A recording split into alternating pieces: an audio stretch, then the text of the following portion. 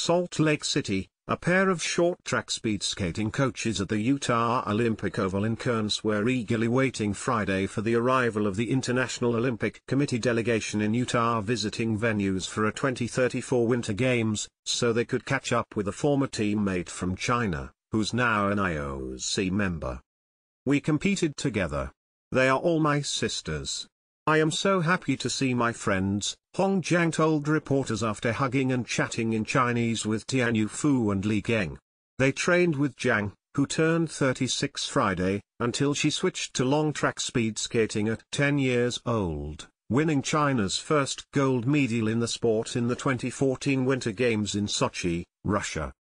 Jiang, a member of the IOC's Future Host Commission evaluating Utah's readiness to host another Olympics, didn't get a chance to try the ice at the Oval, where she set a record for a Chinese athlete in the 500-meter race that still stands today.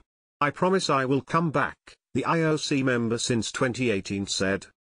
Fu, who raced at the Oval in the 2002 Winter Games, and Geng have both coached at the venue for several years. Geng, who coached Eunice Lee, the youngest speed skater on Team USA at the 2022 Winter Games in Beijing, said the prospect of another Olympics coming to Utah is amazing.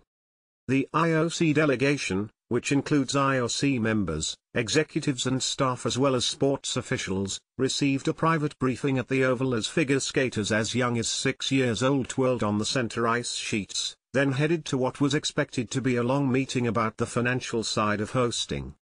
The Oval was the IOC delegation's final venue stop after 3 days of being ferried from site to site, including Snowbasin in Huntsville earlier Friday. At the ski resort where all alpine skiing events would be held in 2034, they took the chairlift to the top of the Grizzly downhill run. "Wow. Just say, wow.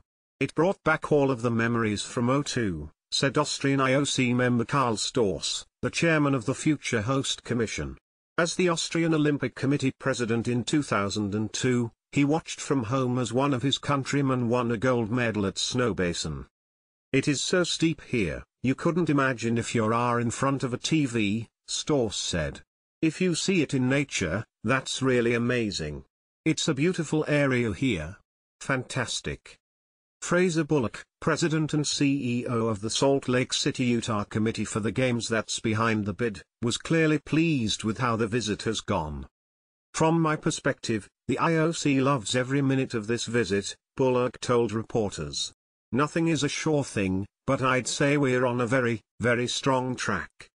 He credited the state's turnkey-ready venues, maintained for elite and community athletes for more than 2 decades with the help of a surplus from the 2002 Games as well as some taxpayer funding.